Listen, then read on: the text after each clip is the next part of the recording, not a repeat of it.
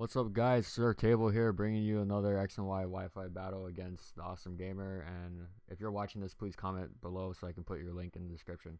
All right, let's get right into battle. We're both gonna lead off with our Rotoms. So his Rotom seems to be more of a defensive variant because it has the protect. Mine is the Choice Scarf variant with Volt Switch, Hydro Pump, Will-O-Wisp, and Trick. I know Will-O-Wisp with Choice Scarf, it works in some situations, especially after I get a Trick off. Anyway, I'm gonna Volt Switch out as he switches into Aegislash.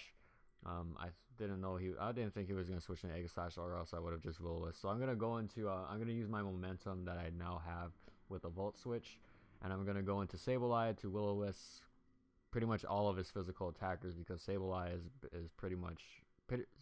a pretty big threat in OU, I would say, only because there's so many physical attackers and they can just burn everything that's not a fire type.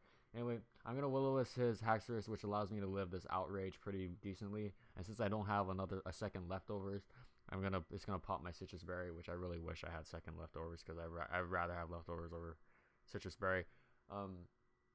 So now Sableye is just free to recover, and that's because Burn halves his attack. Even with a crit, it barely does anything. I'm just gonna recover, and he's just gonna end up just withering away with the Burn. My team is the team I'm using right now is my Gen 6 Volturn Trap team.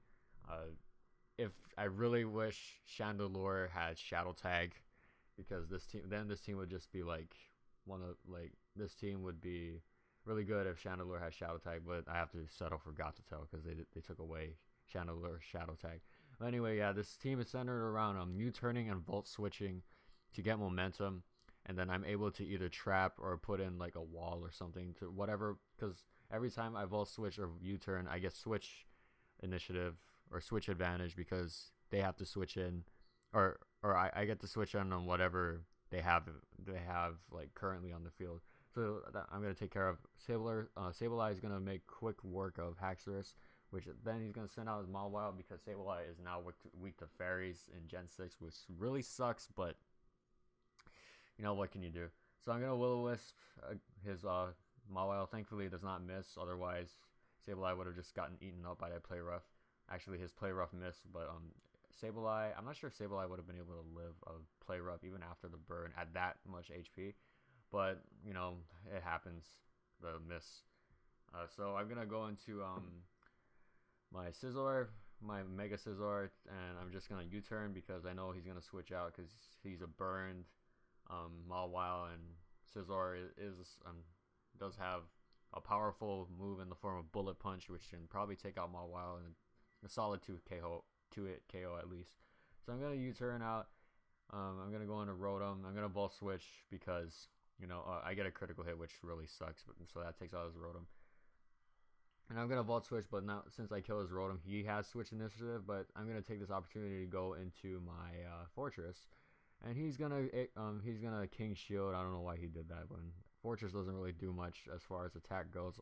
So I'm going to set up a Stealth Rock. He's going to Sword Dance, which I know Aegislash is pretty scary once he sets up Sword Dance because of his Shadow Sneak, but Fortress can take a hit because he has Sturdy no matter what, as long as I don't get hit by Stealth Rocks. And he has Red Card, so he can set up all he wants. I'm going to take a hit, and then he's just going to waste his time. So he's going to Shadow Sneak. Unfortunately, that's going to kill my Sableye. I switched in thinking... I wasn't planning to Death Fodder it by any means. I switched in thinking Sableye could live it. But he couldn't. So I'm going to use his Death to go into my Rotom, and I don't know what I tricked him a Choice Scarf so that he wouldn't be able to set up. He's gonna end up being locked into Sacred Sword because of Choice Scarf.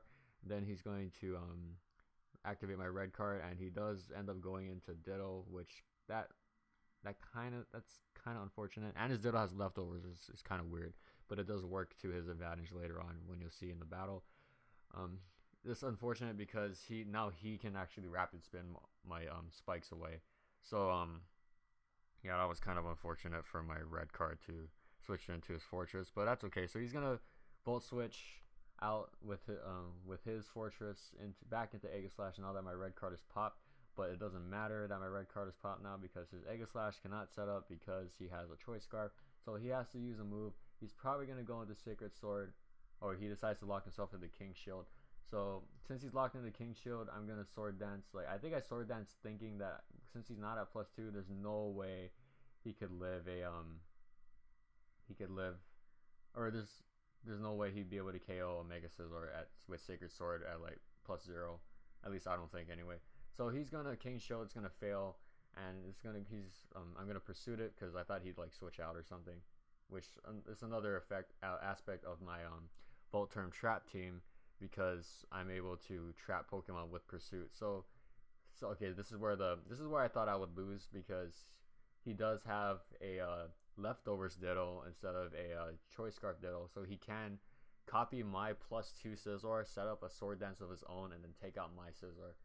And I'm really surprised that Fortress lived a +4 Pursuit from Scizor, but he did because Fortress is a beast. I Volt Switch out, and I go into Blissey, and I still think, oh, I lose here because he has Bullet Punch. He can just Bullet Punch everything on my team, but thankfully at full health he does not have any hazards. Blissey tanks the Bullet Punch, pops my Citrus Berry because I only have 1 leftovers, and I Seismic Toss, and down goes a really big threat. So now all he has left is Mawile, and I can't even remember, but all he has left is Mawile, and the Play Rough's going to kill my Blissey, but I'm fine with that because I don't need Blissey to block anything else anymore on his team.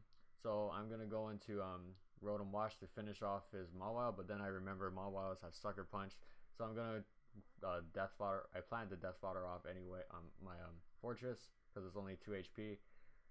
He's going to get hurt by the burn, which works in my factor because works to my favor because he can't since I got a free switch into a Fortress because he gets hurt by the burn, and then he's gonna waste another turn getting hurt by the burn. So I'm gonna just sub because I know that I can take a burned Play Rough, and I know I'm faster than Mega Mawile because Mega Mawile isn't that fast, and that's because if it was, it'd be incredibly OP, but thankfully it's not. Now his last Pokemon is Metagross.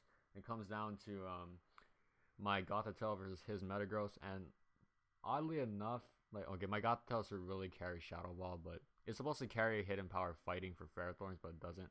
But anyway, unfortunately I get the Paralysis, which did kind of matter because he could have Bullet Punched me or Meteor Mashed me, but he decided not to, even though I'm faster. But I kept seeing how much damage that did. I'm not sure what type of Metagross this is because it's not.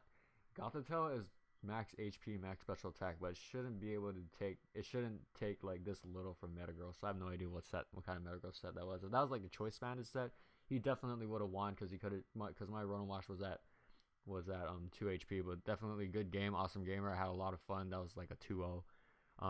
So yeah, rate, comment, subscribe. I'll see you guys in the next battle video. And awesome gamer, just remember, leave a comment and tell me your name so I can put the name in the description.